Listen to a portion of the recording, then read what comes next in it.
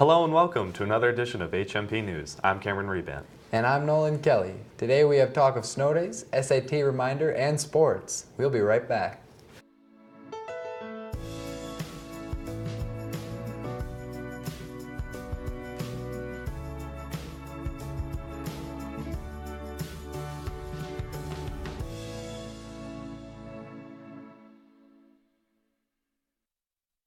Last Friday, heavy rainfall resulted in several flooded homes and roads. Many occurred in East Lansing, and Okemos.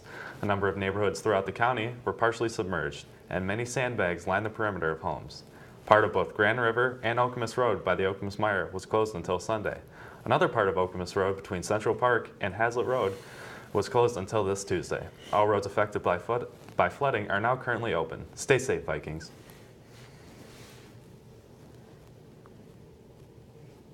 You may have heard about the possibility of a snow day this Friday while you were on your way to class. We were able to speak with Mr. Wajanki to find out how the calling of snow days really works.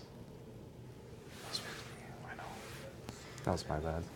That, there's a level of communication there so that they're sharing information and back and forth so they make an educated decision on when to close school or when to let students out early. The bottom line is safety.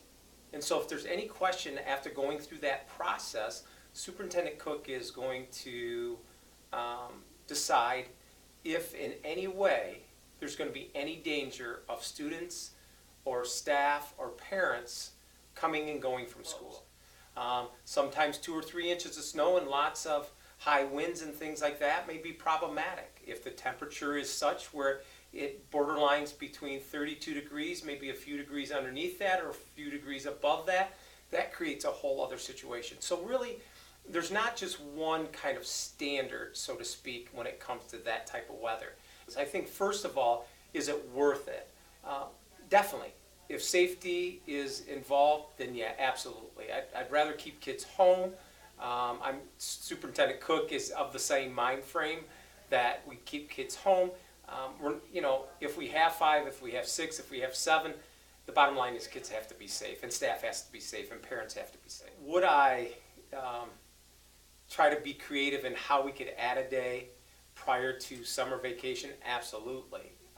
But I think in the end, that's a conversation that our administration will have with our teacher associations and other associations to say, what's best for our employees and ultimately what's best for our kids. So, the bottom line is we have to have 180 days of school. We have to have 1,094 minimal hours of instruction. And as long as we meet those 2 benchmarks, then the state of Michigan says, hey, we're good and we can count this as a school year. There's an app for that. Instead of using the regular old Kahoot in your browser, you can download their new app. There are many new features that we were able to learn about. Our Cal Schiebner checked it out. The new Kahoot app is a new app for studying, and you can even create your own Kahoots. All you have to do is enter the PIN that is given to you.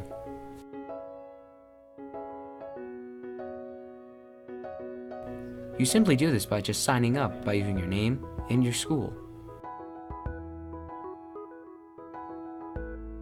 along with your email address and then a password. And after this, hit Join Kahoot.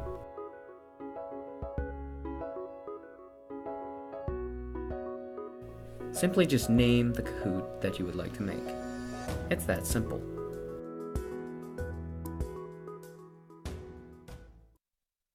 Ring ring, it's a phone. The Samsung Galaxy S9 has recently released. We got some details on the improvements included in this model.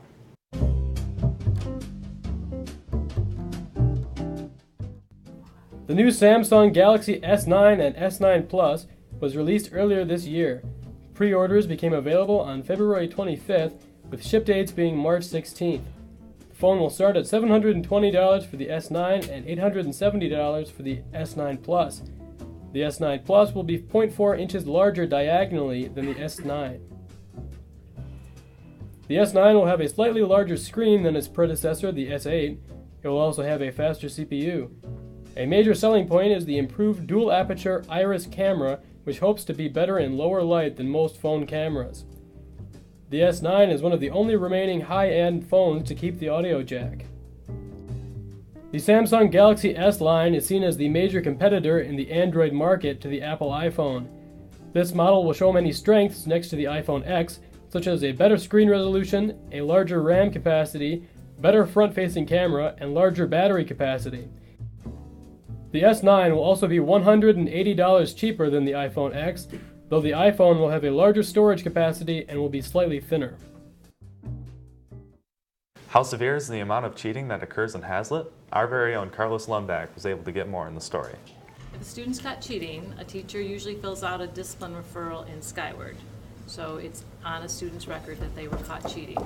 And then it depends on what level of offense it was, if it was their first time, second time, third time. And we generally allow the teacher to determine the consequence. Typically it's a 0, depending on the test or the paper. Maybe it was plagiarizing a writing that they had submitted. So we talk with the teacher about that. And then there is a notice that goes home to the parents, so the parents are aware of it, and then an administrator has a conversation with the student as well. So there's a whole step and process that we go through, but it depends on how many times this has been a problem for the student, depending on what level of consequence they get. I probably did, but I think the consequences were too great, and I'd rather get some points on something rather than a 0 for getting caught. I've witnessed cheating here at the high school a little bit since my freshman and sophomore year. I've had the urge to cheat. I've never done it personally. I think it's a bad role model. I think you don't want people seeing that and thinking the school cheats a lot. I know some people think it's okay, but I think it's totally wrong. We want all our kids to be honest and upright and not cheat. Snow or rain, even though the weather can't seem to make up its mind about what time of year it is, spring break is still just around the corner. There are only 19 more school days until spring break. The week we get back from school is the SAT for juniors and the PSAT for sophomores and freshmen. And the following 2 days is the MME for some juniors and seniors. Now we'll throw it to weather with Josh. All right, thank you. So Friday and Saturday looking about the same. High of 42, low of 24. Sun's going to be out. Perfect time to go play some basketball in the driveway. Might be a little sluggish with all the snow melting. We'll see how it goes. Sunday, a little bit of clouds come out as a high of 45, low of 25. And we look at later this week, looking pretty nice. Tuesday gets a high of 48, low of 30, but the rest of the week's looking mid-30s. So a little bit of clouds, but that's it. Now we'll send it back to the desk with sports.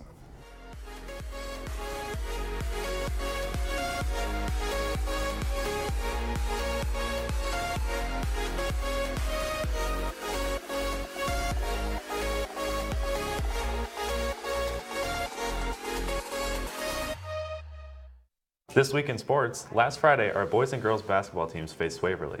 Our girls suffering a loss 54-52, and our boys winning 62-60. Also on Friday, our boys teams placed 7th in the CAAC conference meet. On Monday, our girls basketball teams started their run in the CAAC Red Districts and beat Lansing Eastern with a score of 55-36. And Wednesday, they suffered a loss to Williamston 48-27 and wrapped their season up, finishing 2nd in the CAAC Red. Congratulations on a great season, Lady Vikings. It is with heavy hearts to learn the passing of one of our very own team members. David Weston was an important piece to our productions. He was the jack of all trades. He could run camera, audio, teleprompter, graphics, and was a technical director, a director, and a producer on many of our broadcasts. His passion to produce great shows was evident in our weekly production meetings. David would challenge anyone in the room to make sure they were doing the right thing. He was never afraid to take risks or question what we were doing in order to produce great shows. David was one of the first of our program to cover national news stories and was dedicated to putting together a story that was journalistically sound. He left us too early and will be missed here at Haslett Media Productions and Haslett High School. David was 17 years old.